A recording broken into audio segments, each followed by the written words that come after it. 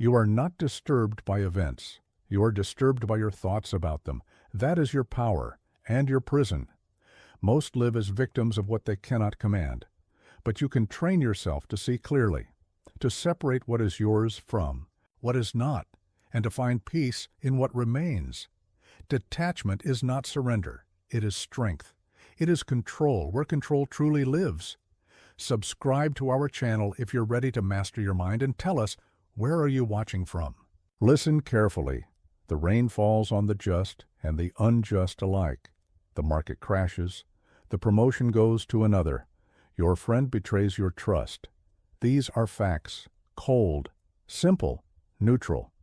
But here is what most people don't understand. The rain is not cruel.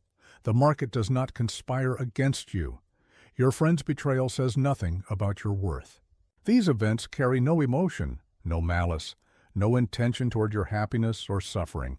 You bring the suffering. You create the drama. You take neutral facts and wrap them in stories of injustice, failure, and personal attack. The event happens once, but in your mind you replay it 1,000 times, each replay adding fresh pain to old wounds. Pain begins in perception. What you tell yourself shapes what you feel. Between the event and your reaction lives a space. In that space lives your choice. Most people never see this space. They react instantly, automatically, like animals responding to stimuli. But you are not an animal. You are a rational being. You can observe your thoughts. You can question them. You can change them. When someone insults you, the words are just sound waves hitting your ears. When you fail at something, it is just data about what didn't work. When loss comes, it is just change happening in time. Nothing more, nothing less. You suffer when you add meaning that isn't there. When you tell yourself that the insult defines you, that the failure makes you worthless, that the loss shouldn't have happened, here's what changes everything. Start separating fact from interpretation. The fact is what happened. The interpretation is the story you tell yourself about what happened. Most of your suffering lives in that story. Practice this today. When something bothers you, ask yourself, what actually happened? Strip away the drama. Remove the emotion. What remains is just information. Information cannot hurt you. Your colleague didn't respond to your email. That's the fact. Your story might be that they're ignoring you, disrespecting you, planning to undermine you. But the fact remains simple. They didn't respond to your email. Perhaps they're busy. Perhaps they missed it. Perhaps it doesn't matter at all. You have been at war with reality, fighting what is, demanding that life conform to your expectations. This is exhausting. This is futile. This is why you suffer. What if you stopped fighting? What if you observed without judgment? What if you let events be what they are without needing them to? Be what you want. This is not passivity. This is clarity. When you see clearly, you can respond wisely. When your mind is clouded by emotional stories, you react poorly. You waste energy fighting shadows. Train your mind to see what is actually there, not what you fear is there, not what you hope is there. What is actually there. The world will keep moving. People will keep disappointing you. Plans will keep failing. This is not a bug in the system. This is the system. Accept it. Work within it. Find peace in it. Your thoughts create your world. Change your thoughts, change your world. This is not philosophy. This is practical wisdom. This is the path to peace. Draw a circle around yourself. Everything inside that circle belongs to you. Everything outside does not. Most people spend their lives trying to control what lies beyond their circle. This is why they are exhausted. This is why they fail. This is why they suffer. What lies within your circle? Your thoughts, your choices, your responses, your effort, your character. That is all. That is enough. What lies outside? Other people's opinions, the weather, the economy, your past, your death, the outcomes of your actions, everything else that exists. But let me ask you this. How much of your mental energy goes toward things outside your circle? How much time do you spend worrying about what others think, trying to change people who don't want to change, fighting circumstances you cannot alter? You are wasting your life on what you cannot control. Here's what changes everything. Accept the boundary. Work within it. Pour all your energy into what is actually yours to command. You cannot control whether you get the job, but you can control how well you prepare for the interview. You cannot control whether your partner loves you, but you can control whether you are worthy of love. You cannot control whether you live to see tomorrow, but you can control how you live today. This is not limitation. This is liberation. When you stop trying to move mountains with your bare hands, you discover how much you can actually accomplish within your proper sphere. Most people live backwards. They neglect what they can control and obsess over what they cannot. They eat poorly, sleep badly, and exercise rarely. Then they complain that they feel tired and sick. They treat people rudely, work carelessly, and speak without thinking. Then they wonder why their relationships fail and their careers stagnate. Focus on your circle. Clean up your side of the street. The rest will take care of itself. Your teenager refuses to study. You cannot control their choices, but you can control the environment you create, the expectations you set, the consequences you enforce, the example you model. Work there. That is your domain. Your business partner makes poor decisions. You cannot control their judgment, but you can control your own preparation, your own communication, your own standards, your own boundaries. That is where your power lives. The stock market crashes. The election goes the wrong way. The pandemic changes everything. These are forces beyond any individual's control. Rail against them if you want. Waste your energy if you choose. Or accept them as the context within which you must operate. Great men and women throughout history faced circumstances beyond their control. They did not waste time complaining about unfairness. They focused on their response, their preparation, their character, their choices within the constraints they faced. You are responsible for your circle. Only your circle, but you are completely responsible for your circle. No excuses, no blame, no victim mentality. What happens in your domain is up to you. This requires brutal honesty. You must stop blaming others for problems you created or problems you can solve. You must stop making excuses for poor performance. In areas where you have full control, if you are out of shape, that is in your circle. If you are unprepared for meetings, that is in your circle. If you respond to criticism with anger, that is in your circle. Own it, fix it, control it. Peace comes from working within your proper boundaries. Strength comes from maximizing what you can actually command. Wisdom comes from knowing the difference. Identify your circle. Accept it. Master it. Everything else is noise. You suffer not because life is unfair. You suffer because you expected it to be otherwise. Every disappointment begins with an expectation. Every frustration starts with a demand that reality match your preferences. Every moment of suffering is you arguing with what is. You had a plan. Life had a different plan. Your plan was reasonable, logical, well thought out, but life doesn't care about your plans. Life unfolds according to its own logic, not yours. Here's what most people don't understand. Your expectations are not prophecies. They are not contracts with the universe.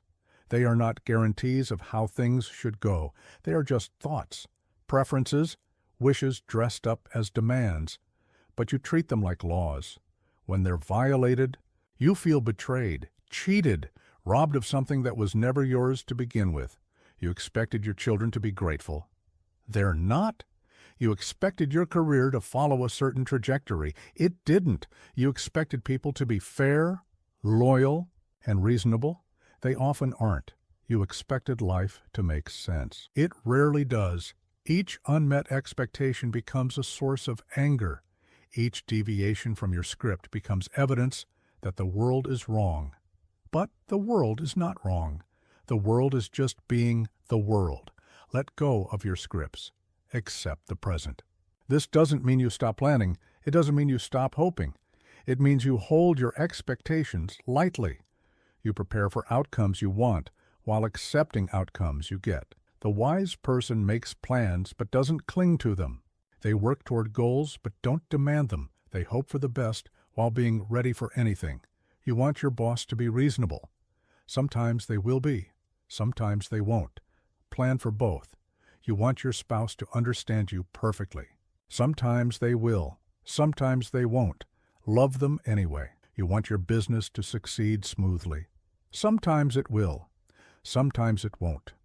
Work hard regardless. Expectations are premeditated resentments. Every time you say they should, or this shouldn't, or why can't, you're setting yourself up for disappointment. You're demanding that reality conform to your limited understanding of how things ought to work. But reality doesn't take orders from you. Reality follows physical laws, human nature, and the complex interaction of countless variables you cannot see or control. Your expectations are like trying to make the rain fall upward. Good luck with that. What if you approached each day without a detailed script? What if you remained open to whatever emerges? What if you met each situation as it actually is instead of comparing it to how you think it should be? This is not passivity. This is flexibility. When you're not rigidly attached to specific outcomes, you can respond creatively to whatever actually happens. When you're not busy being angry about what didn't happen, you have energy for what is happening. The traffic is heavy. You can rage about it or use the time to think. Your flight is delayed. You can stress about it or catch up on reading. Your project gets canceled. You can despair or start something new. Life is constantly offering you different gifts than the ones you ordered. Most people spend so much time complaining about the wrong gifts that they never open them. They miss the opportunities hidden in the obstacles. They waste the lessons disguised as setbacks, replace expectations with curiosity. Instead of demanding that life make sense, become interested in what actually happens.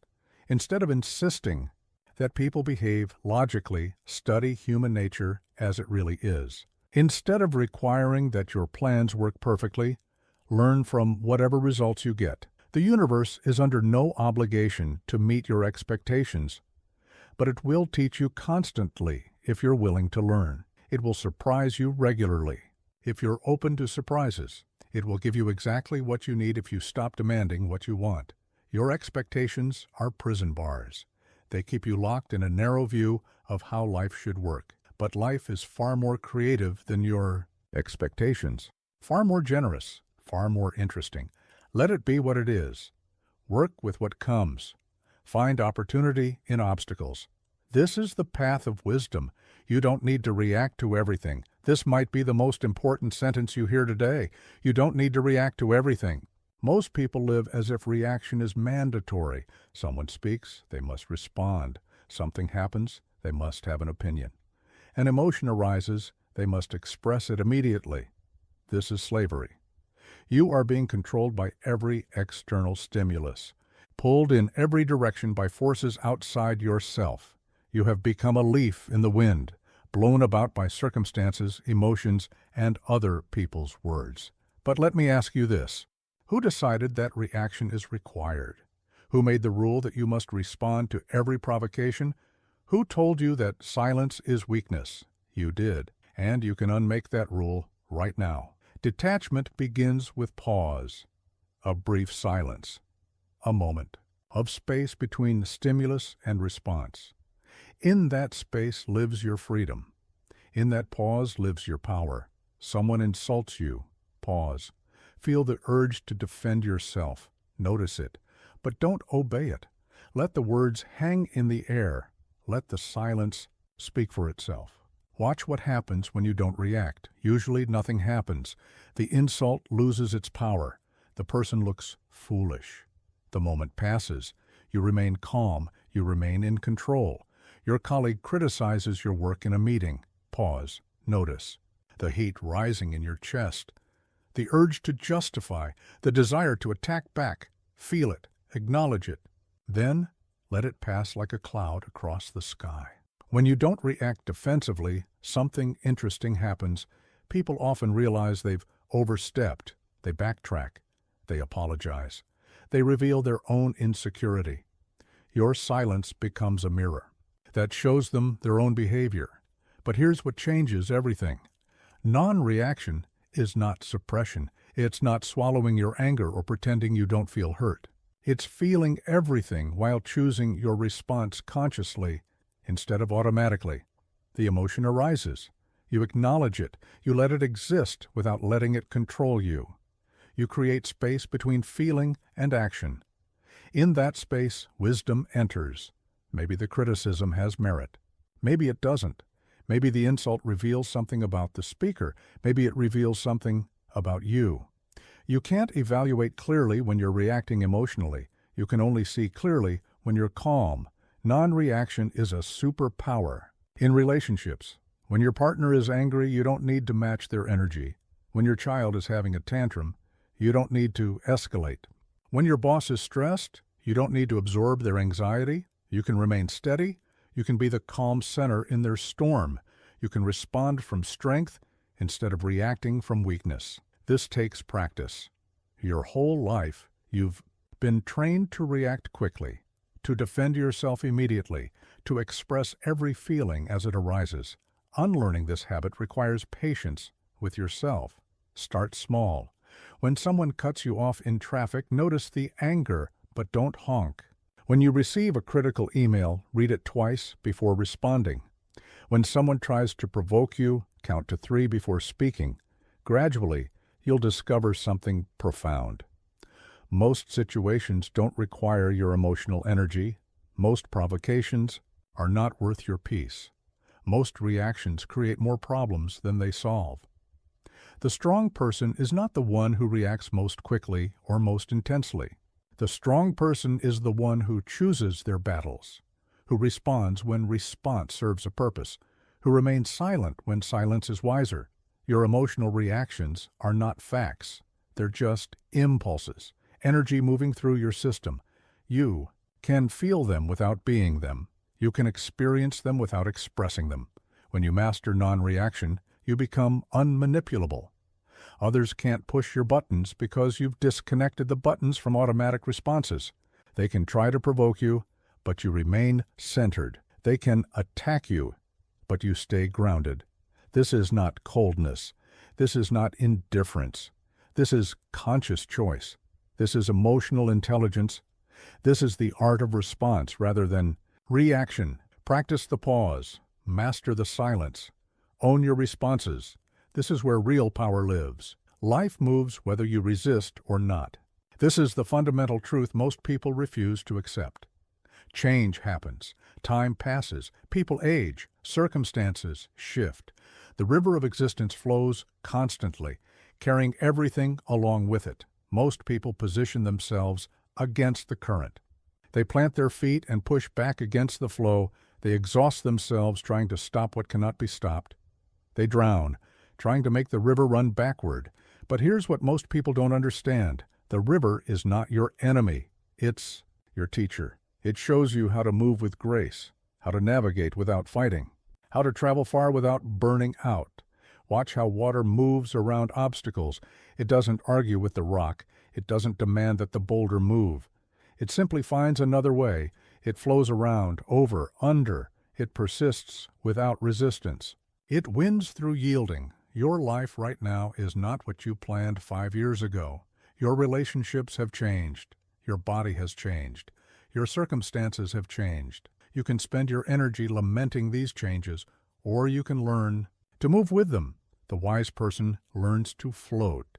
They position themselves in the current instead of against it. They use the river's energy instead of fighting it. They go where life is taking them while steering gently toward their chosen destination. Your teenage child is becoming independent. You can resist this natural progression, or you can support their growth while maintaining your connection. Your aging parents need more help. You can resent this change in roles, or you can embrace the chance to give back to them. Your industry is being disrupted by technology. You can complain about how things used to be, or you can learn new skills and adapt. Your city is changing character. You can mourn the past, or you can find opportunity in the evolution. Resistance creates suffering. Acceptance creates peace. This doesn't mean you become passive. It means you stop wasting energy on battles you cannot win so you can focus on areas where you can make a difference. You cannot stop aging, but you can age well. You cannot prevent all problems, but you can improve how you handle problems. You cannot control all outcomes, but you can control your preparation and response. The river teaches patience. Water doesn't force its way through rock. It touches the stone gently, persistently, millions of times until the hardest granite yields. What seems immovable today will be different tomorrow if you apply consistent, gentle pressure. Your difficult relationship won't change overnight. Your financial situation won't transform immediately. Your health challenges won't disappear instantly. But small, consistent actions aligned with natural forces can create profound changes over time. Flow with the seasons of your life. There is a time for planting and a time for harvest, a time for building and a time for rest, a time for holding on and a time for letting go. Fighting the wrong season is exhausting and futile. When you're in a season of loss, don't pretend it's a season of gain. Grieve what needs to be grieved. When you're in a season of growth, don't hold back from fear. Expand where expansion is natural. The river never stops moving, but it's not always moving at the same speed. Sometimes it rushes through narrow passages. Sometimes it spreads wide and moves slowly through meadows. Sometimes it pools in quiet depths before continuing its journey. Learn the rhythm of your own life. When to push forward with intensity. When to spread wide and explore. When to rest in the deep places and gather strength for what's ahead. Stop trying to make life conform to your timeline. Stop demanding that progress happen at your preferred pace. Stop insisting that change wait. For your permission, the river knows where it's going. It has been flowing for millions of years before you arrived, and it will continue flowing long after you're gone. Your job is not to direct the river. Your job is to navigate it skillfully. Let the current carry you toward your dreams instead of against them. Use the forces that already exist instead of creating new resistance. Move with grace instead of grinding against reality. The wise man learns to float, and in floating, he travels farther than those who exhaust themselves swimming upstream. You think you own outcomes, people, even time. You do not. This illusion of ownership is the source of most human suffering. You carry weights that were never yours to bear. You claim responsibility for results beyond your control. You act as if the universe owes you specific outcomes in exchange for your effort. But let me ask you this. Do you own your heartbeat? Do you own the thoughts that arise in your mind?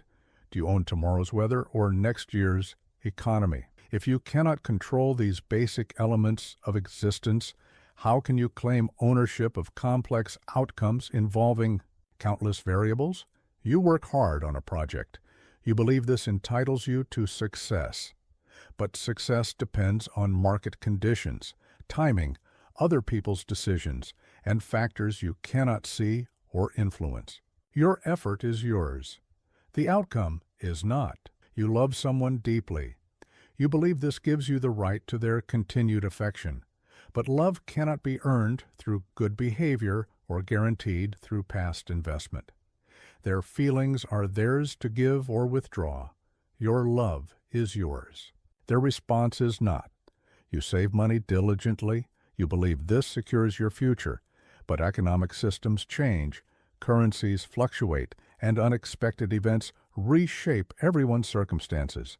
Your discipline is yours. The results are subject to forces beyond your control. Recognize what was never yours to carry, and you will finally feel light. Most people live as if they're responsible for everything.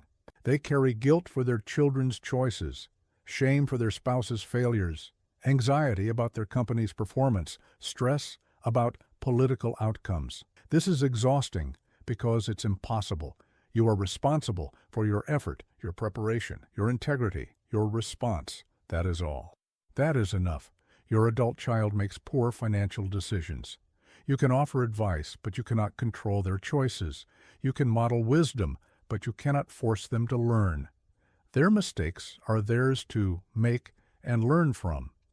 Your job is to be available when they're ready for guidance, not to prevent all their failures. Your business faces challenges you didn't create and cannot fully control.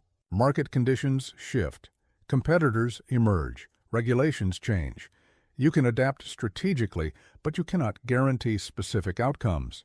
Your job is to make good decisions with available information, not to ensure perfect results. The burden of false ownership creates constant anxiety.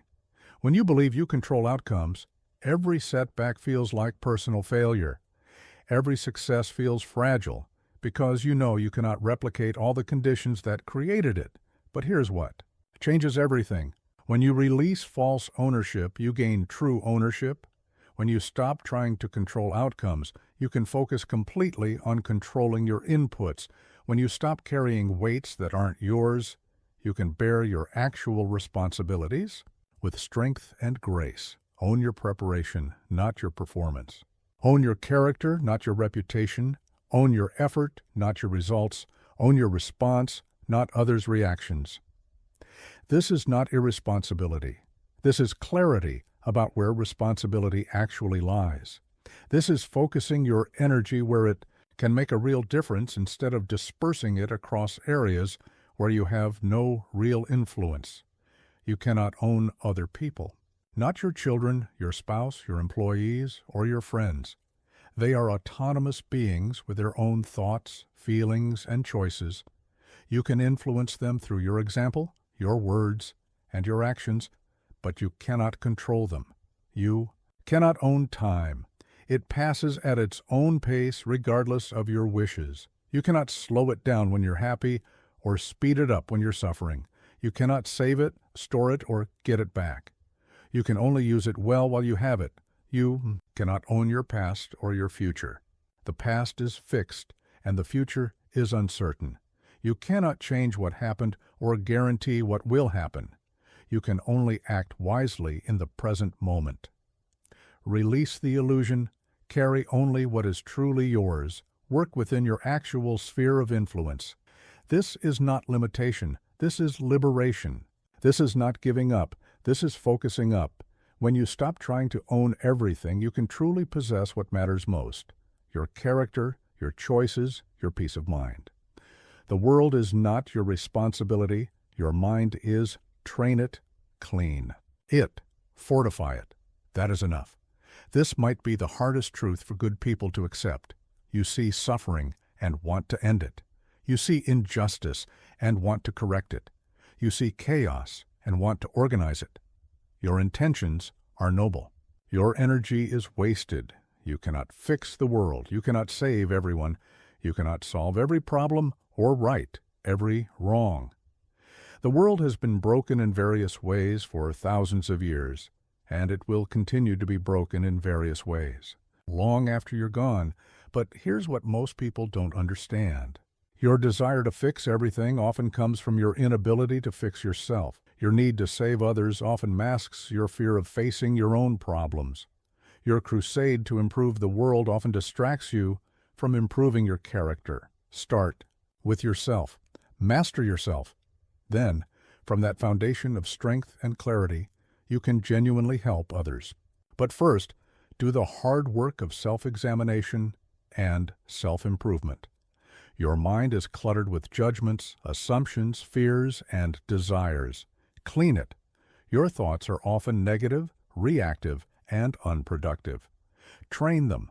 Your emotions swing, wildly based on external circumstances. Stabilize them. This is not selfish. This is necessary. You cannot give what you don't have. You cannot teach what you haven't learned. You cannot lead others to peace while you're living in turmoil. Look around you. How many people do you know who spend enormous energy trying to change others while their own lives are in chaos? How many activists burn out because they're trying to heal the world's wounds while ignoring their own? How many helpers become bitter because they're giving from an empty well? Your family has problems. Of course they do. Every family has problems. You can try to solve everyone's issues, or you can work on being the most stable, wise, and loving person in the family. Which approach do you think will have more positive impact over time? Your workplace has dysfunction. Most workplaces do. You can exhaust yourself fighting every inefficiency and political game, or you can focus on doing your job with excellence and integrity. Which approach will serve your career and your peace of mind better? Your community faces challenges. All communities do. You can spread yourself thin trying to address every issue, or you can choose one area where you can make a meaningful contribution while maintaining your own well-being. The world needs people who have done their inner work. People who are calm in crisis. People who think clearly under pressure. People who respond wisely instead of reacting emotionally. People who give from abundance instead of emptiness. Be that person. Develop that character. Build that strength. This is your actual contribution to fixing the world. When you're grounded in yourself, you become a stable point in others' chaos. When you're clear in your thinking, you help others see clearly. When you're peaceful in your heart, you bring peace to every interaction. But let me ask you this. How much time do you spend reading about problems you cannot solve? How much energy do you invest in being angry about situations beyond your control? How much mental space do you dedicate to things that are not your business? This is wasted life. This is squandered potential. This is misused energy that could be building something valuable in your actual sphere of influence. Focus your attention where it can make a difference. Your health, your relationships, your skills, your character, your local community, your work, your family, your daily choices. The ripple effects of a life well lived are immeasurable. The person who has mastered themselves influences everyone they meet. The person who has found peace shares that peace wherever they go. The person who has built wisdom becomes a resource for others who are ready to learn. You want to help the world? Start with yourself. You want to reduce suffering? Reduce your own suffering first. You want to spread love? Learn to love yourself and those closest to you well. The world doesn't need another angry activist. It needs more people who have found inner peace. It doesn't need more critics. It needs more examples of how to live well. Stop trying to fix everything. Start building something. In yourself, in your relationships, in your immediate environment. This is how real change happens. This is how the world actually improves. One person, one family, one community at a time. Your mind is your responsibility. Train it well. Everything else will follow. To detach does not mean to stop caring. It means to care wisely, to act where you can, and release where you can't. Most people misunderstand detachment. They think it means becoming cold, distant, uncaring. They think it means giving up on everything that matters. This is not detachment. This is withdrawal. This is fear disguised as philosophy. This is emotional numbness masquerading as wisdom. True detachment is caring deeply while holding lightly. It's giving your best effort while accepting any outcome. It's loving fully while knowing that everything changes. It's engaging completely while remaining inwardly free. The detached person is not indifferent to their child's well-being. They care intensely. But they don't carry anxiety about every possible future harm. They provide guidance without controlling every choice. They offer support without taking responsibility for every outcome. The detached person is not indifferent to their work results. They strive for excellence. But they don't tie their self-worth to external validation. They do their best without being devastated by setbacks. They pursue success without being defined by it. Here's what most people don't understand. Attachment and caring are not the same thing. Attachment is need. Caring is choice. Attachment creates dependency. Caring creates connection. Attachment generates anxiety. Caring generates action. When you're attached to an outcome, you suffer when it doesn't happen. When you care about an outcome, you work toward it and adapt when circumstances change. When you're attached to a person, you try to control them. When you care about a person, you support their growth, even when it's uncomfortable for you. Attachment makes you desperate. Detachment makes you effective. When you need something to happen, you make poor decisions. when you want something to happen, but can remain okay if it doesn't. You make wise decisions. The attached parent suffocates their child with overprotection. The detached parent prepares their child for independence. The attached employee becomes bitter when promotions don't come. The detached employee continues growing regardless of external recognition. But let me ask you this: which person can love more freely? The one who needs their love to be returned in specific ways, or the one who loves for the joy of loving? Which person can help more effectively? The one who needs to be appreciated for their help, or the one who helps because helping aligns with their values? Detachment increases your capacity to care. When you're not burning energy on worry, control, and emotional drama, you have more energy for genuine care. When you're not paralyzed by fear of loss, you can engage more fully with what you have. The surgeon who is detached from outcomes can focus completely on the operation. The teacher who is detached from whether students like them can focus on what students need to learn. The parent who is detached from being the perfect parent can focus on being present with their child. This doesn't mean you don't have preferences. You prefer health to sickness, success to failure, harmony to conflict. But you don't need your preferences to be reality for you to be okay. You can work toward what you prefer while being at peace with what actually happens. Detachment is not emotional withdrawal. It's emotional intelligence.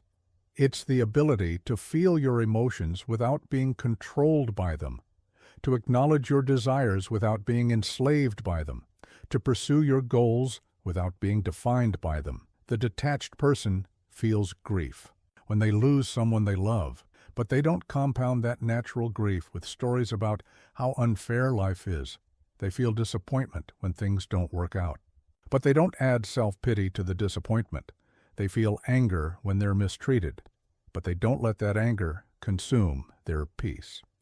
You can care about politics without being consumed by political rage. You can work for justice without carrying hatred for those who disagree with you. You can love your family without taking responsibility for fixing all their problems. Care about what matters. Act where you can make a difference. Give your best effort, then release the outcome and move to the next thing. This is not indifference. This is wisdom. This is not giving up. This is growing up. The most caring thing you can do is often to let go, to give people space to make their own mistakes and learn their own lessons, to allow situations to unfold without your constant interference, to trust that life has its own intelligence beyond your understanding. Detachment is love without possession, service without ego, action without anxiety. This is how you care without burning out, how you help without becoming bitter, how you engage without losing yourself. Care deeply. Hold lightly. This is the path of the wise. Everything else can be taken from you except your judgment. Rule it well, for in that choice lies your freedom. They can take your possessions, your position, your reputation, even your physical liberty, but they cannot take your power to choose how you interpret what happens to you. This is the final fortress of human dignity, the last bastion of personal sovereignty. The one thing that remains yours no matter what external forces conspire against you: your judgment, your interpretation, your choice of meaning. Most people surrender this power without a fight. They let other people's opinions become their reality. They let circumstances dictate their mood. They let external events determine their internal state. They give away the one thing that can never be taken by force. But here's what changes everything. You are not a victim of your circumstances. You are not at the mercy of other people's behavior. You are not helpless in the face of setbacks. You always have a choice about how to frame what happens to you. The same event can be interpreted as disaster or opportunity, betrayal or lesson, ending or beginning, failure or feedback. The event itself is neutral. Your judgment gives it meaning. And you control your judgment. Someone betrays your trust. You can judge this as evidence that people are fundamentally untrustworthy, or as information about this particular person's character. You can see it as proof that you're naive, or as confirmation that you're someone who believes in others' potential. Your business fails. You can judge this as proof that you're incompetent, or as expensive education about what doesn't work. You can see it as the end of your entrepreneurial dreams, or as the beginning of wisdom about how to build something sustainable. Your health declines. You can judge this as unfair punishment, or as a reminder to value the time you have. You can see it as evidence that life is meaningless, or as an opportunity to discover what truly matters. The power of judgment is the power of perspective, and perspective changes everything. Not the facts, but your relationship to the facts. Not what happens, but what you make what happens mean. Here's what most people don't understand. Your first interpretation is rarely your best interpretation. Your emotional reaction is rarely your wisest reaction. Your immediate judgment is rarely your most useful judgment. When something bad happens, your mind immediately creates a story about it, usually a dramatic story full of catastrophe and personal attack. But you can question that story. You can rewrite it. You can choose a more useful interpretation. Practice this today. When something bothers you, ask yourself, what else could this mean? How else could I interpret this? What would a wise person make of this situation? What would I tell a friend who experienced this? You'll discover that most situations can be interpreted in multiple ways. Some interpretations increase your suffering. Others decrease it. Some interpretations make you a victim. Others make you a student. Some interpretations close off possibilities. Others open them up. Choose the interpretation that serves you. Choose the meaning that empowers you. Choose the perspective that helps you grow. This is not denial. This is not positive thinking. This is practical wisdom. Your judgment shapes your emotions. Your emotions shape your actions. Your actions shape your life. Control your judgments and you control the trajectory of your existence. But let me ask you this. How often do you examine your automatic interpretations? How often do you question your first reaction? How often do you consider alternative meanings for what happens to you? Most people live their entire lives without realizing they have this power. They react automatically to their first interpretation of events. They never pause to consider that they might be wrong. They never explore whether a different perspective might serve them better. This is tragic because it's unnecessary. You can develop the habit of conscious interpretation. You can train yourself to pause between event and judgment. You can learn to choose your meanings deliberately instead of accepting them unconsciously. The ancient Stoics called this the discipline of desire, the practice of wanting what happens rather than demanding that what you want happens, the art of finding opportunity in obstacles and lessons in setbacks. You cannot control what happens to you, but you can control what you make it mean. You cannot control other people's actions, but you can control your response to their actions. You cannot control external circumstances, but you can control your internal stance toward those circumstances. This is real power. This is lasting freedom. This is unshakable peace. When you master your judgments, you become unconquerable. Not because nothing bad will happen to you, but because you'll find a way to use whatever happens for your benefit. Rule your judgments. Well, question your interpretations. Choose your meanings. This is the path to freedom. They will misjudge you, misread you. That is not your concern. Cling to truth, not reputation. Most people exhaust themselves trying to control how others perceive them. They twist themselves into shapes that please everyone. They sacrifice their authenticity for approval that never comes or never lasts.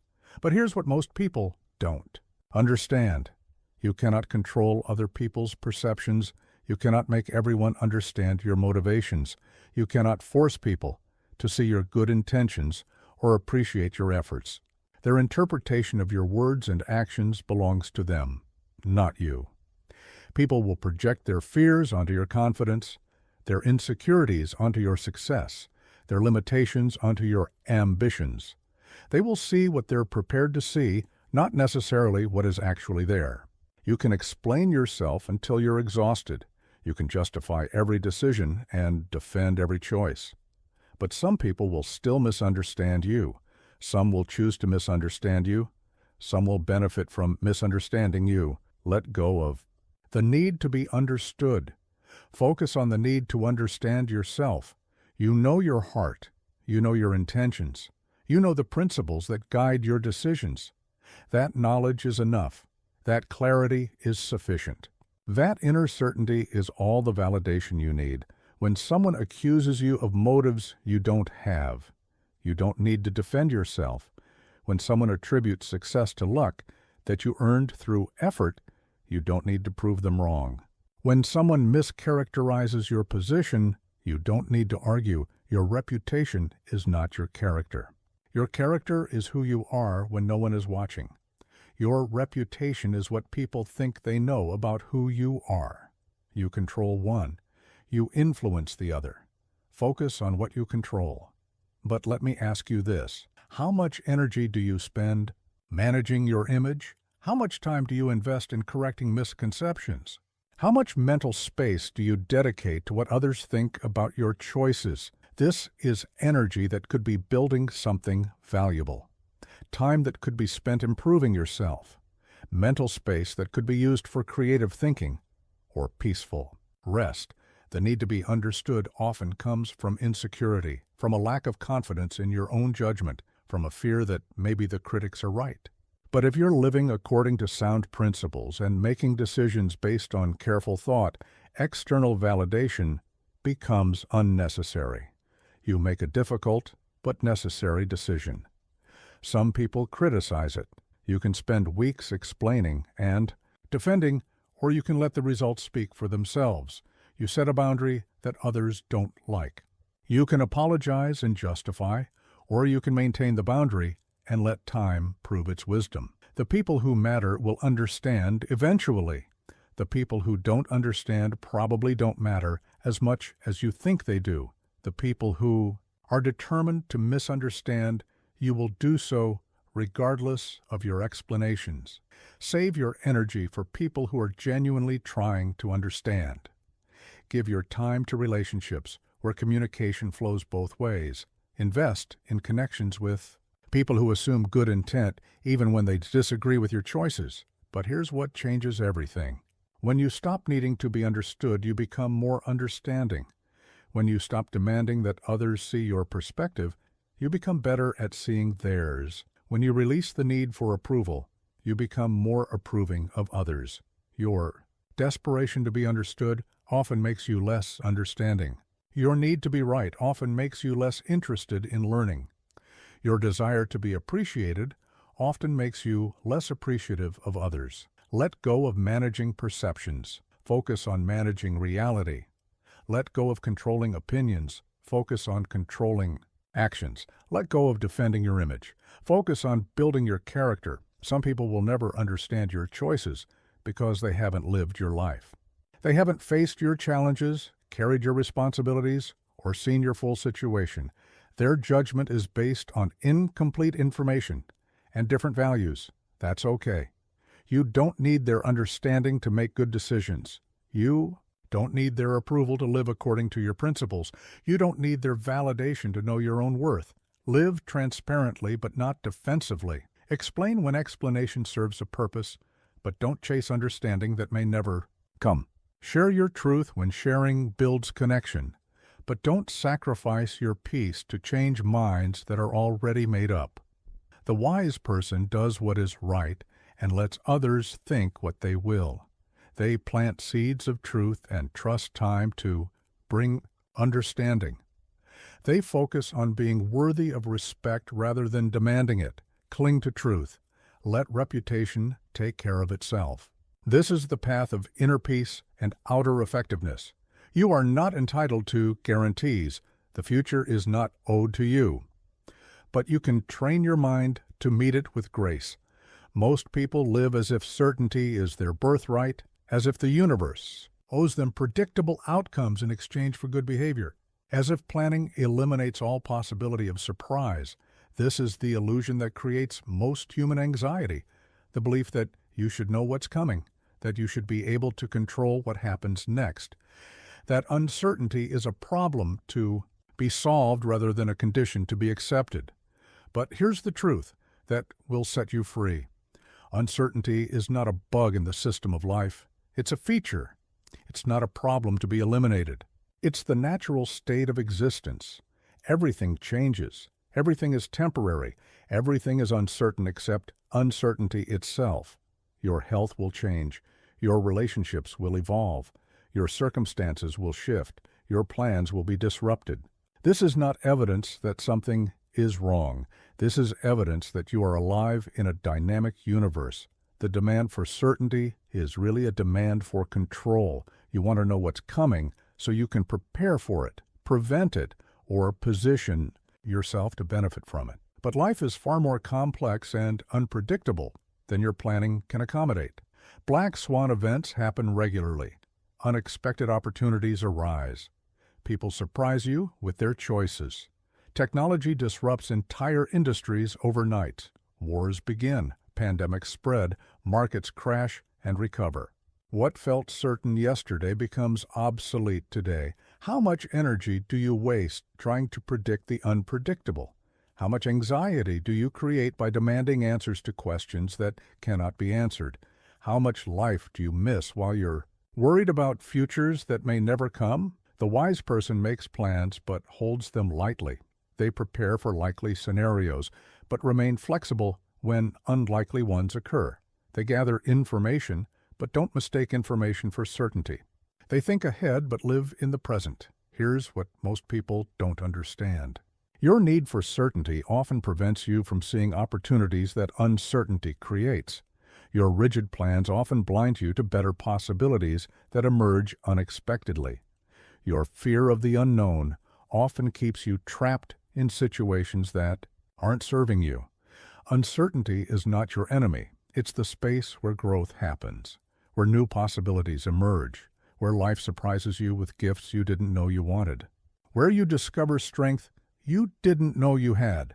You cannot eliminate uncertainty, but you can develop the capacity to thrive within it. You can build resilience instead of seeking guarantees. You can cultivate adaptability instead of demanding predictability. You can practice courage instead of avoiding risk. The person who needs certainty becomes brittle. When their expectations are violated, they shatter. The person who accepts uncertainty becomes flexible.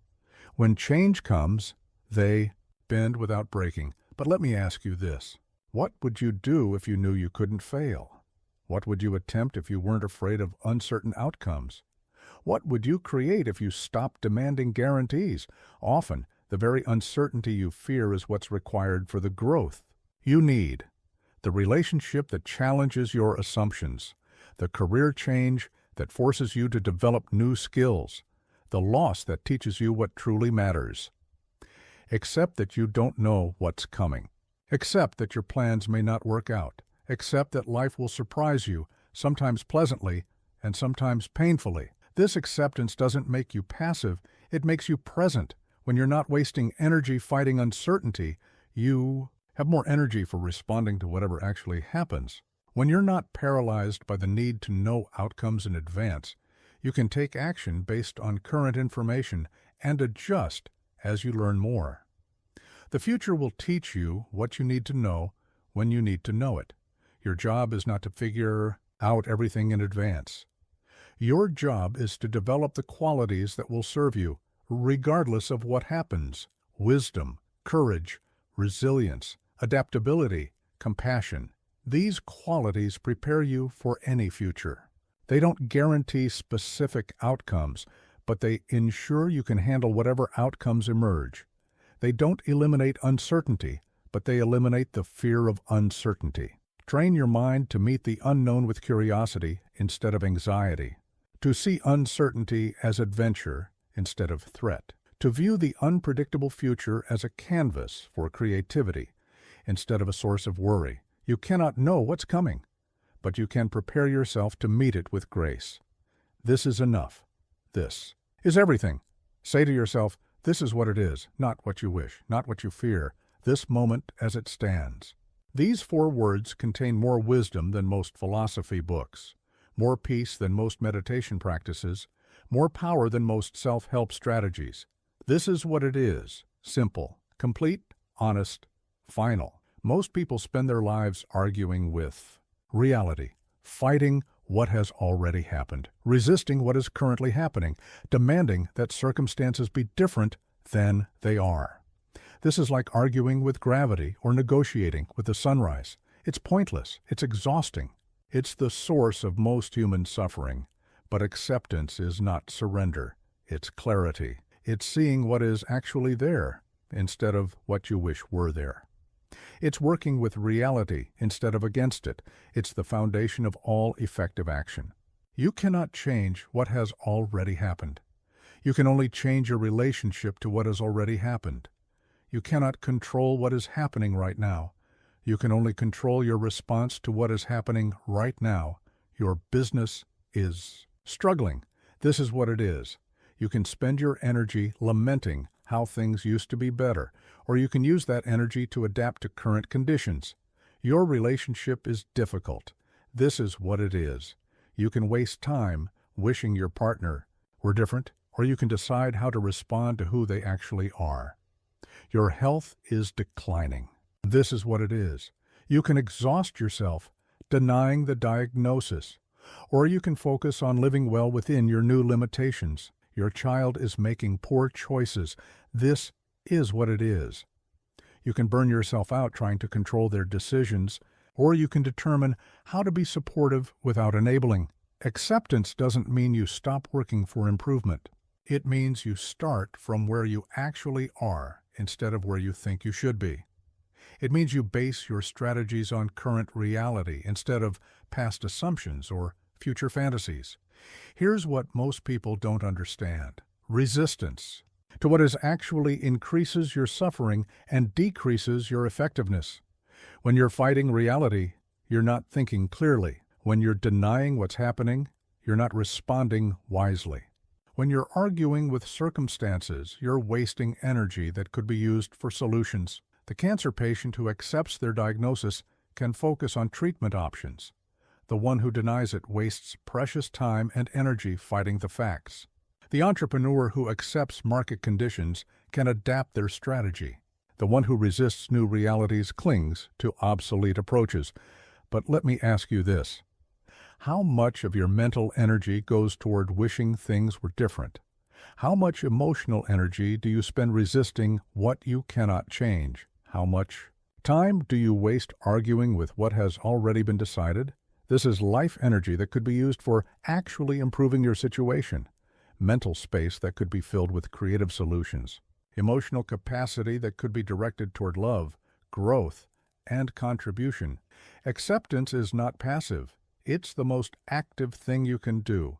It's the starting point of all real change. You cannot transform what you refuse to acknowledge. You cannot improve what you will not accept. You cannot heal what you deny exists. The recovering addict must accept they have a problem before they can solve it. The failing marriage must be acknowledged as failing before it can be repaired or ended gracefully. The declining industry must be recognized as declining before new opportunities can be pursued.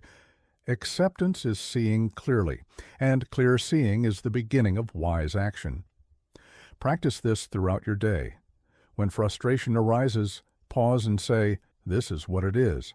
When disappointment hits, breathe and repeat, "This is what it is."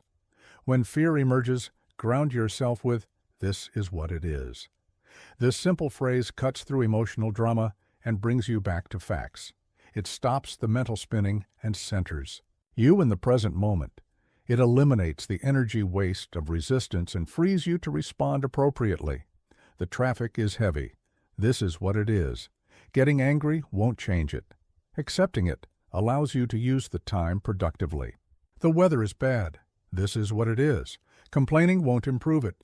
Accepting it helps you dress appropriately and adjust your plans. Your mistakes are made. This is what it is. Guilt won't undo them. Accepting them allows you to learn from them and make better choices going forward. Your losses have occurred. This is what it is. Grief won't restore them. Accepting them opens space for gratitude for what remains. Acceptance is not resignation. It's recognition. It's not giving up.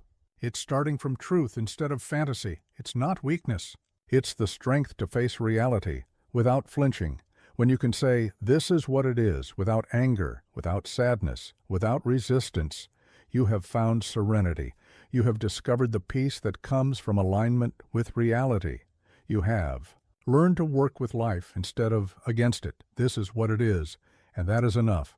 To hold on is to suffer. To release is to be free. Whatever clings to your mind, examine it and ask, does this serve me? Most people carry invisible weights through life. Old resentments, ancient fears, expired dreams, outdated beliefs. They drag these burdens everywhere, wondering why they feel so tired. But here's what most people don't understand. You are not required to carry what no longer serves you. You are not obligated to hold on to what brings you pain. You have permission to let go of anything that weighs you down without lifting you up. The grudge you've nursed for years, the embarrassment from decades ago, the regret that plays on repeat in your mind, the worry about possibilities that may never happen, the need to be right about things that don't matter, the desire to control outcomes that are beyond your influence. Examine each burden. Ask yourself, what purpose does this serve? How does carrying this help me today? What would I gain by releasing this? What would I lose by letting it go? You'll discover that most of what you're carrying is useless weight, mental clutter, emotional baggage that serves no function except to make you miserable. Your ex-partner hurt you 5 years ago. Holding on to that anger doesn't punish them. It punishes you every day. Every moment you choose to rehearse that old pain, let it go. Not for their sake, but for yours. You made a mistake that cost you an opportunity. Replaying it endlessly doesn't change the past. It only ruins your present. Learn what you can from it, then release it. Make better choices going forward instead of living in the wreckage of yesterday's decisions. Someone doesn't appreciate your efforts. Clinging to that disappointment doesn't make them more grateful. It makes you more bitter. Do good work because it aligns with your standards, not because you need recognition. Let go of the need for others to validate your worth. But let me ask you this. What are you holding on to that no longer serves you? What old stories are you telling yourself that keep you stuck? What past versions of yourself are you refusing to release? The person you were 10 years ago made sense 10 years ago, but you are not that person anymore. You have new knowledge, new experiences, new capabilities. Yet you may still be carrying their limitations, their fears, their narrow view of what's possible. Let go of who you used to be to become who you're meant to be. Release the old identity that keeps you playing small. Drop the outdated beliefs that constrain your growth. Abandon the expired dreams that prevent you from seeing new possibilities. Letting go is not giving up. It's making space. When you release what doesn't serve you, you create room for what does. When you stop carrying dead weight, you can move faster toward what matters. When you empty your hands of worthless things, you can grasp valuable opportunities. The tree that doesn't release its old leaves cannot grow new ones. The snake that doesn't shed its old skin cannot grow larger. The person who doesn't let go of what no longer serves them cannot become who they're capable of being. Some people fear that letting go means forgetting. That releasing anger means condoning wrong behavior. That dropping regret means not learning from mistakes. This is not true. You can remember without rehearsing. You can learn without living in the past. You can forgive without forgetting the lesson. Letting go is a practice, not a one-time event. You must repeatedly choose to release what doesn't serve you, daily, sometimes hourly. Your mind will try to pick up old burdens out of habit. Notice this. Gently set them down again. Practice the art of release. When a negative thought arises, acknowledge it and let it pass like a cloud across the sky. When an old resentment surfaces, recognize it and choose not to feed it with your attention.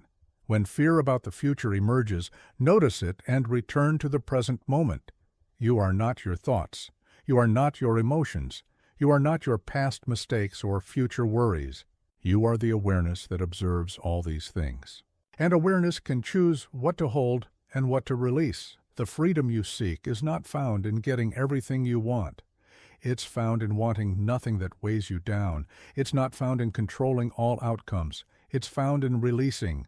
Attachment to specific results. Let go. Be free. Travel light through life. This is the path of wisdom. Work hard. Give fully. But do not tie your worth to the outcome. The wise man sows the field and walks away in peace. This is the paradox that most people cannot understand. How can you care deeply about your work while remaining detached from results? How can you give your best effort without needing specific outcomes? The answer lies in understanding the difference between process and results, between effort and outcome, between what you control and what you don't. You control your preparation, your focus, your dedication, your integrity. You don't control markets, other people's decisions, timing, or the countless variables that determine final results. Attach yourself to excellence in what you control. Detach yourself from demanding specific outcomes from what you don't control. This is not contradiction. This is wisdom. The surgeon who is attached to saving every patient becomes paralyzed by fear of failure. The surgeon who is committed to excellent technique, regardless of outcome, can focus completely on the operation. Both care about the patient. Only one is free to perform at their highest level. The entrepreneur who ties their self-worth to business success becomes desperate and makes poor decisions. The entrepreneur who is committed to building something valuable, regardless of external validation, can make choices based on sound principles, rather than fear and need. But here's what most people don't understand. Purpose without attachment actually increases your effectiveness. When you're not desperate for specific outcomes, you make better decisions. When you're not paralyzed by fear of failure, you take appropriate risks. When you're not distracted by measuring results constantly, you can focus on improving processes. The writer who needs their book to be a bestseller becomes blocked by pressure and expectation. The writer who loves the craft of writing and trusts that good work finds its audience can create freely.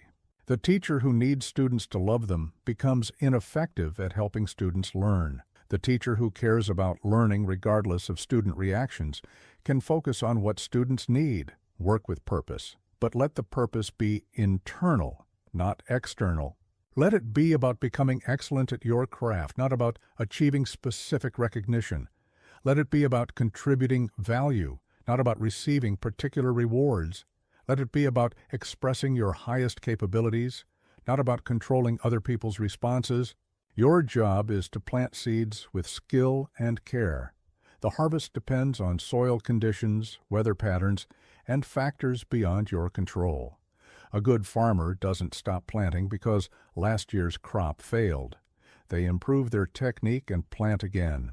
The actor gives their best performance regardless of whether the audience appreciates it. The athlete trains with discipline regardless of whether they win the competition. The parent raises their child with love regardless of whether the child becomes successful by society's standards.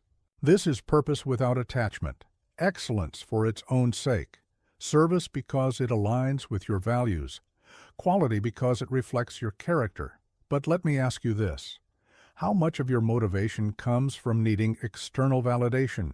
How much of your effort is driven by fear of failure rather than love of excellence? How much of your work satisfaction depends on other people's responses?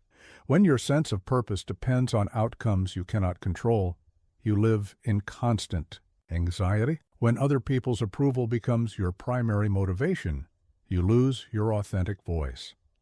When external rewards become your only measure of success, you sacrifice long-term growth for short-term validation. Find purpose in the process itself, in the daily practice of your craft, in the gradual development of your skills, in the consistent expression of your values through your work.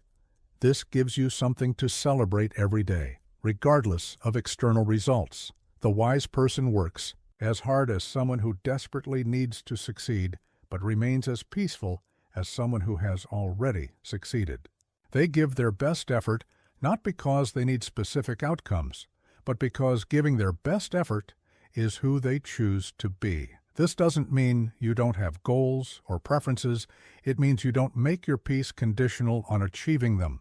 You work toward what you want while remaining okay if you get something different. The businessman pursues profit, but doesn't sacrifice integrity to get it. The artist seeks recognition, but doesn't compromise their vision to achieve it. The parent wants their child to be happy, but doesn't try to control their choices to ensure it. Purpose gives direction to your effort. Detachment gives peace to your heart. Together they create a life of meaningful action without desperate attachment. Sow your seeds with skill. Water them with consistency. Trust the process. Let nature handle the harvest. This is how great work gets done. This is how inner peace is maintained. This is how you serve the world without losing yourself. You are mortal. So is everyone you love. So is everything you build. Accept this, and you will cherish life instead of fearing loss. Death is the ultimate teacher of detachment. It shows you the temporary nature of everything. It reveals what truly matters and what is merely illusion. It strips away pretense and forces honesty about priorities. Most people live as if they and everyone they love will live forever, as if their possessions will last eternally, as if their problems are permanent and their opportunities infinite. This denial of mortality creates attachment, anxiety, and endless suffering. But here's what changes everything. When you truly accept that nothing lasts forever, you stop taking everything so seriously. When you remember that this is all temporary, you can hold it lightly while still enjoying it fully. Your career will end. Your body will fail. Your possessions will be given away or thrown out. Your reputation will be forgotten. Your problems will be irrelevant. Your worries will seem silly. Nothing you're stressed about today will matter in 100 years. This is not depressing. This is liberating. It frees you from the burden of thinking everything depends on you. It releases you from the pressure of needing everything to be perfect. It allows you to enjoy what you have while you have it, without clinging desperately when it's time to let go. The person who knows they're going to lose everything eventually can enjoy everything more fully right now. The person who accepts that all relationships are temporary can love more freely in the present. The person who remembers that life is brief can prioritize what actually matters. But let me ask you this. How would you live differently if you knew you had 1 year left? What would you stop worrying about? What would you start appreciating? Who would you forgive? What would you say? How would you spend your time? You don't need to wait for a terminal diagnosis to live this way. You can choose clarity about priorities right now. You can decide to appreciate what you have instead of lamenting what you lack. You can focus on love instead of resentment, on gratitude instead of complaint, on presence instead of anxiety. Death teaches that your time is limited, but your capacity to love, create, and contribute is not. You cannot live forever, but you can live fully. You cannot avoid loss, but you can cherish what you have while you have it. You cannot control how long you live, but you can control how well you live. The knowledge of mortality makes every moment precious, every conversation meaningful, every sunset beautiful, every laugh valuable, every hug sacred. When you know that this could be the last time, you pay attention in a way that transforms ordinary moments into extraordinary memories. Your child will grow up and move away. Spend time with them now. Your parents will age and die. Call them today. Your friends will drift apart or pass away. Appreciate them while they're here. Your health will decline. Use your strength while you have it. This is not morbid thinking. This is realistic thinking. This is wise thinking. This is the kind of thinking that leads to a life well lived instead of a life wasted on trivial pursuits and imaginary problems. The ancient Stoics practiced memento mori, remembering death, not to become morbid, but to become grateful, not to live in fear, but to live with purpose, not to be depressed by life's brevity, but to be motivated by its preciousness. Every morning, remember that this day is not guaranteed. Every evening, reflect on how you used the gift of another day. Every interaction, remember that people are temporary gifts in your life, not permanent fixtures. Death also teaches humility. Your achievements will be forgotten. Your mistakes will be irrelevant. Your reputation will fade. Your possessions will belong to others. What seemed so important yesterday becomes meaningless when viewed from the perspective of eternity. This doesn't make life meaningless. It makes life more meaningful. It shows you that meaning comes not from permanence, but from presence. Not from accumulation, but from contribution. Not from duration, but from depth. Live as if this matters because it does. Live as if this is temporary because it is. Live as if you are mortal because you are. Live as if today is a gift because it is. The wise person lives each day as if it could be their last while building, as if they will live forever. They love deeply knowing that loss is certain. They work hard knowing that nothing is permanent. They give generously knowing that they cannot take anything with them. Death teaches detachment not to make you cold, but to make you free. Free to love without possessing. Free to work without clinging. Free to live without fear. Remember your mortality. Embrace your humanity. Cherish your time. This is the path to a life without regret. Detachment is not a moment. It is a practice. You must rehearse serenity. Condition it daily until it becomes your reflex. Most people think wisdom comes in flashes of insight, sudden revelations, dramatic breakthroughs. They wait for the perfect moment when everything will suddenly make sense, and they'll become enlightened. This is not how it works.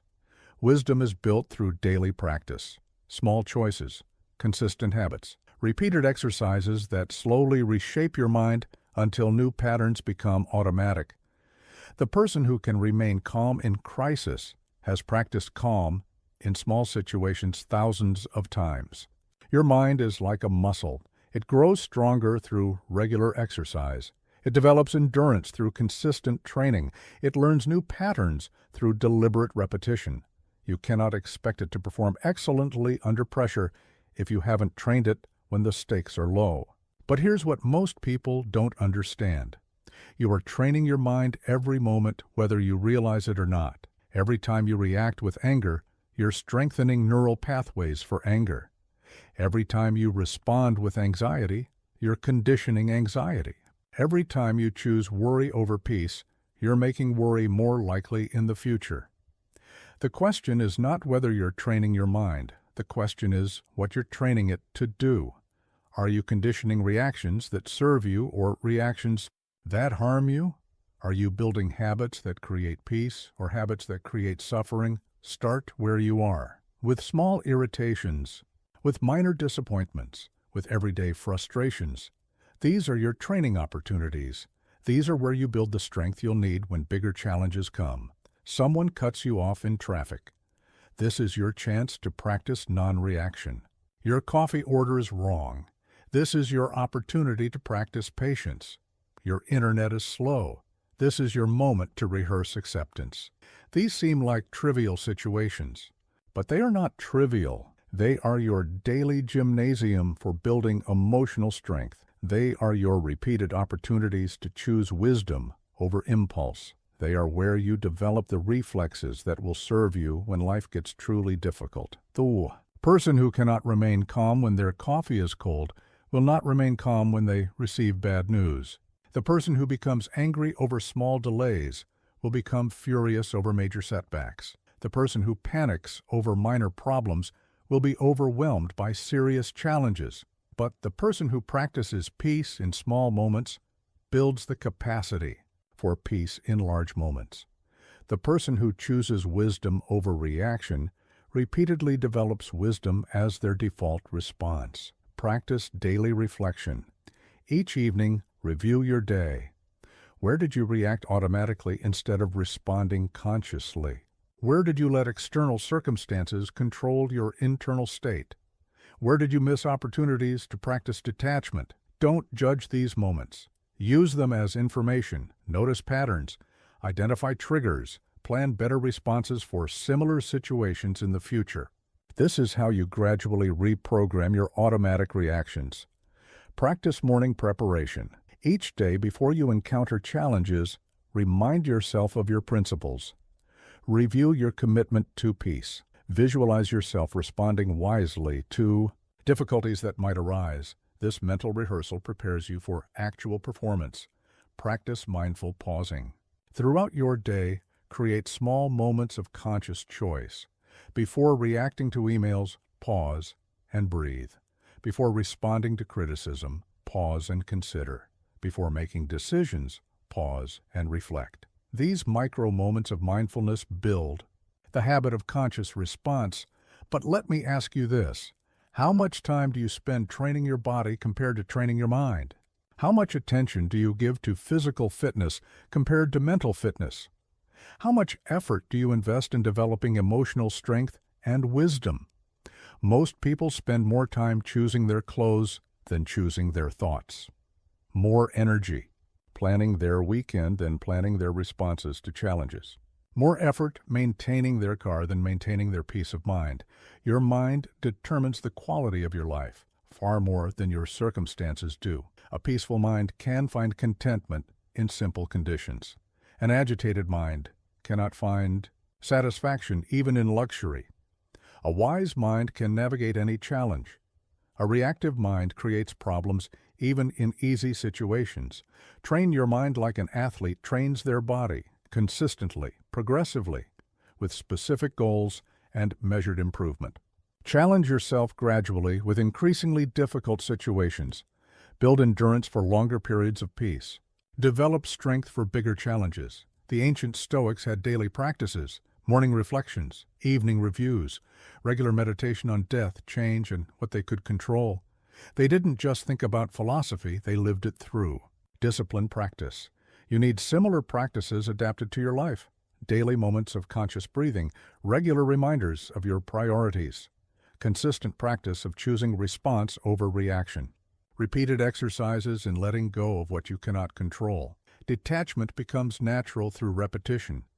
Peace becomes automatic through practice. Wisdom becomes instinctive through training. Train your mind daily and quietly. This is how transformation happens. No matter what happens around you, you can always pull your mind back in. Return to your center. There lies invincibility. The world rages with noise, demands, and chaos. People pull at your attention from every direction. Circumstances try to drag your thoughts into confusion and your emotions into turmoil. But you have a secret power that most people never discover. You can withdraw your mind from external chaos and return it to internal peace. You can pull your attention away from what disturbs you and redirect it to what centers you. You can retreat into your inner fortress where no external force can follow. This is not escape. This is strategy.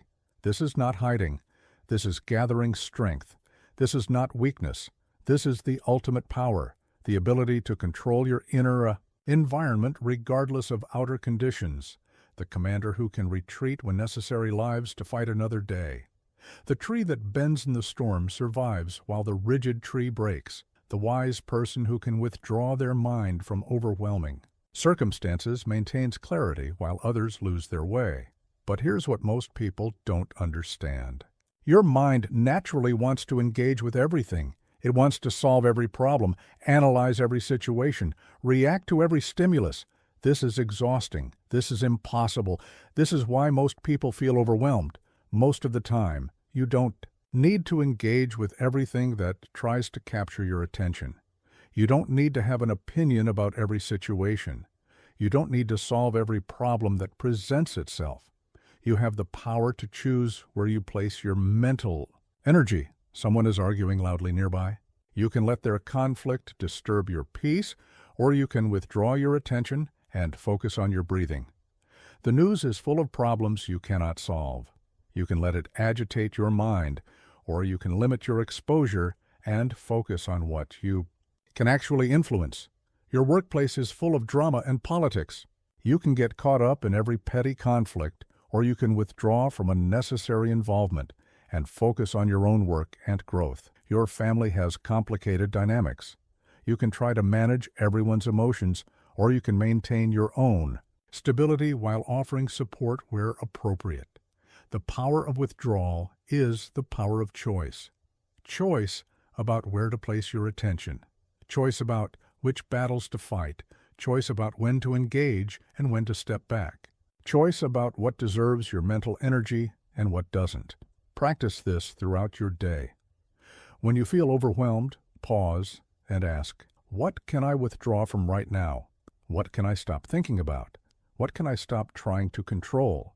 What can I release from my attention? Then consciously redirect your mind to something that centers you, your breathing, your values, your current task, your body in this moment, your gratitude for what's working well, your connection to something larger than yourself.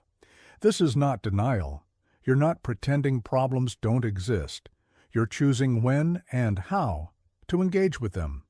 You're ensuring that you approach challenges from a state of inner strength rather than reactive chaos. The doctor in the emergency room withdraws mentally from the family's panic to focus clearly on the patient's needs. The teacher withdraws from the classroom's noise to concentrate on the lesson.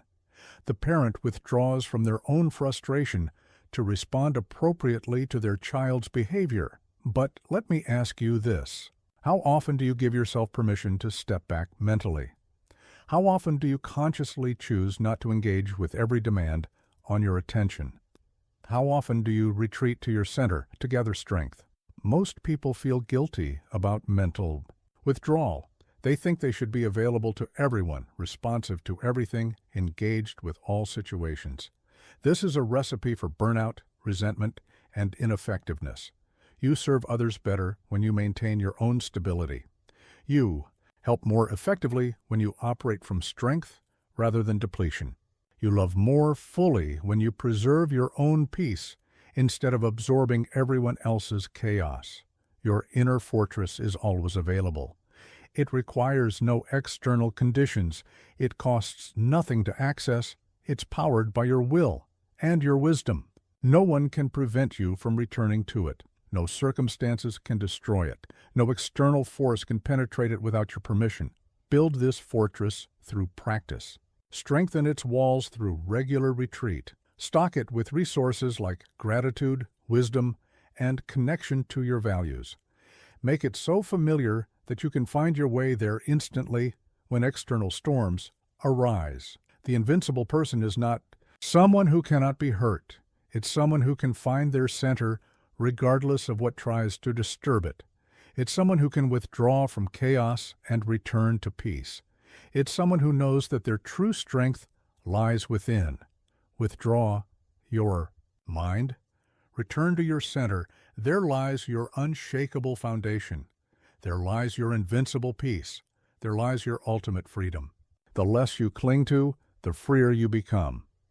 And the freer you are, the more you can give. This is the paradox of detachment. What you release, releases you. Most people believe that having more will make them happier, that controlling more will make them safer, that clinging tighter will make them more secure.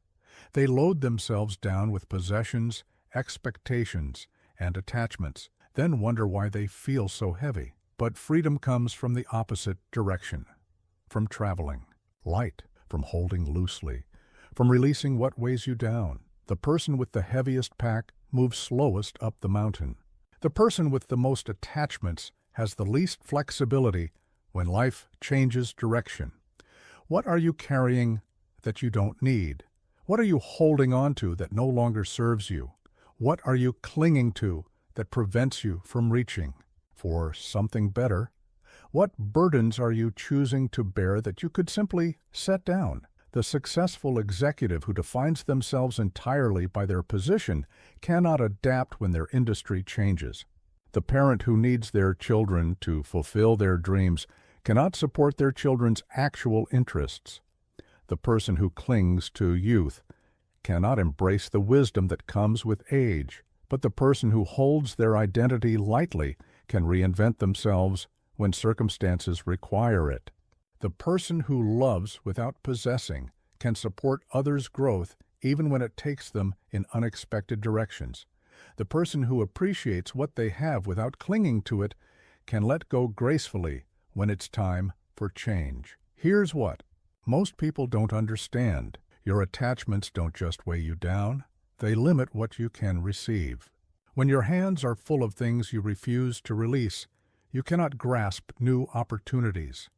When your heart is closed around old hurts, you cannot open to new love. When your mind is cluttered with outdated beliefs, you cannot learn new truths. The cup must be emptied before it can be filled.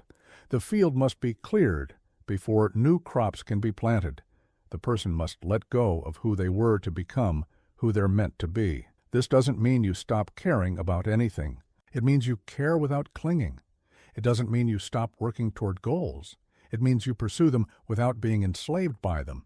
It doesn't mean you stop loving people. It means you love them freely rather than possessively.